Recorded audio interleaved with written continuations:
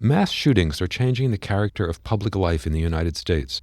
Despite widespread support for laws that would reduce access to firearms among people who make violent threats or have a history of violent behavior, action has been slow.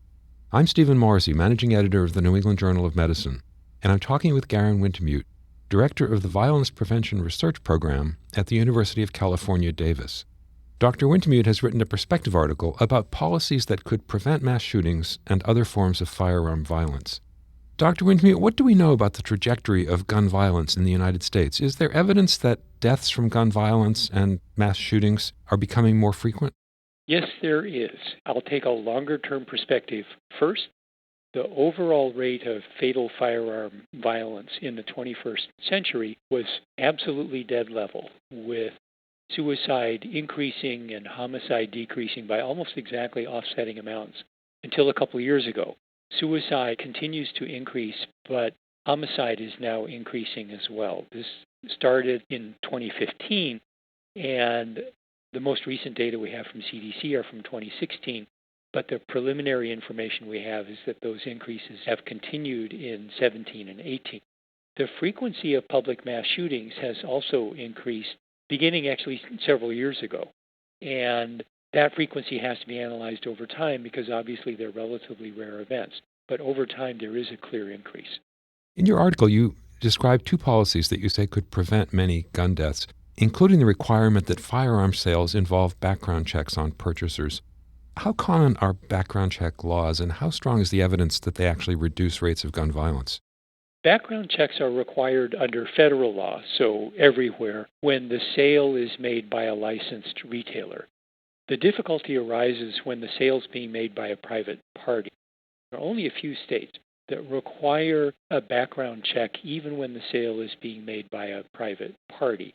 And let me sketch this out.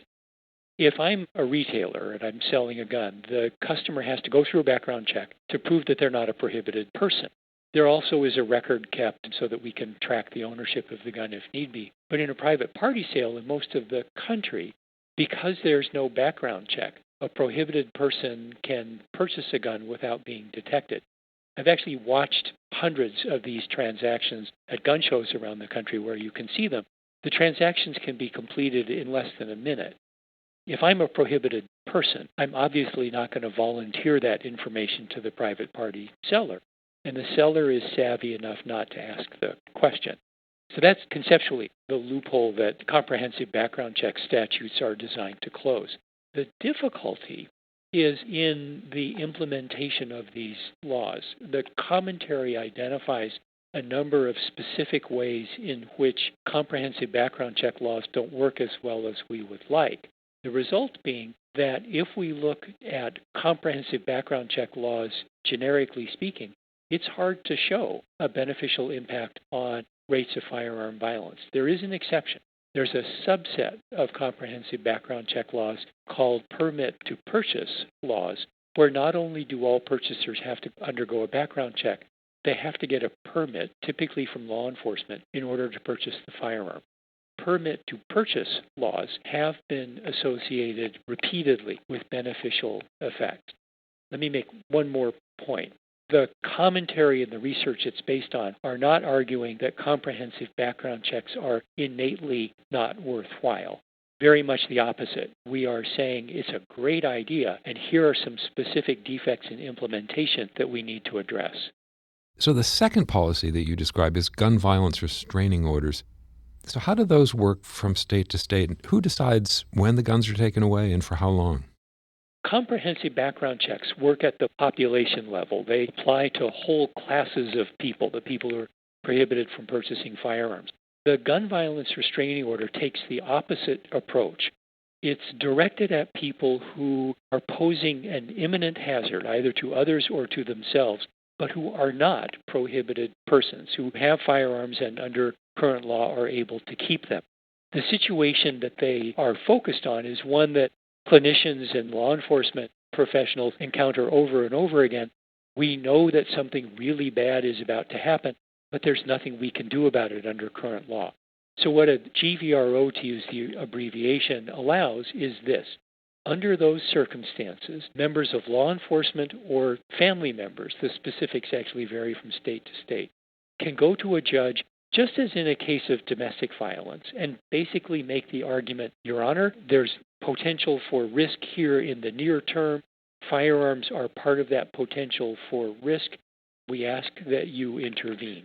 Following specific rules of evidence, as is done for domestic violence, under those circumstances, the judge can issue a restraining order, and I'll speak from the California model because it's the one I know, a restraining order that's only good for 3 weeks because there's been no formal hearing.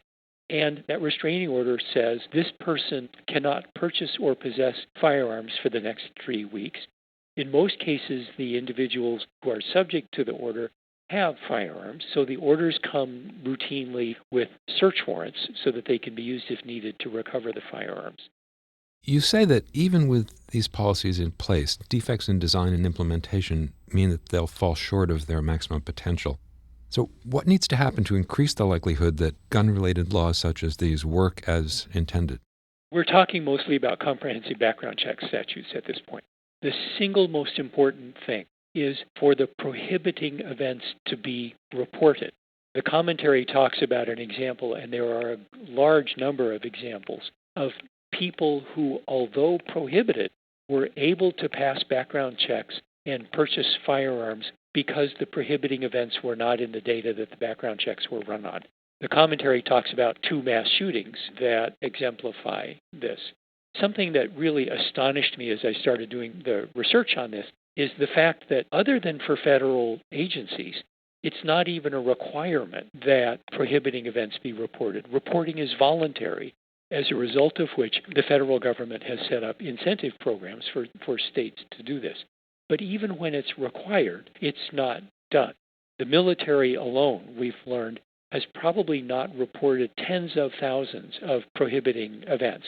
It wouldn't surprise me at all to learn that there are hundreds of thousands or possibly even millions of prohibiting events that aren't in the data the background checks are run on. Finally, you say in your article that there's widespread support, even among gun owners, for both comprehensive background checks and gun violence restraining orders. So what's keeping these policies from being enacted on a wider scale? Is that going to change? Are states going to start adopting them? Well, first to quantify, we know this best for comprehensive background checks. Support in the general population now approaches 90%, but it's at about 80% among self-identified firearm owners and about 70% for self-identified members of the National Rifle Association. So support is both broad and deep. We are seeing movement at the state level. Prior to this year, there were 5 states that had something like a gun violence restraining order statute. Florida, which experienced the Parkland shooting, which could have been prevented by a gun violence restraining order, Florida was state number 6, and there are now 13. We're seeing movement on this particular policy unlike anything we've seen in recent years. So I'm actually quite optimistic. Thank you, Dr. Wintemute.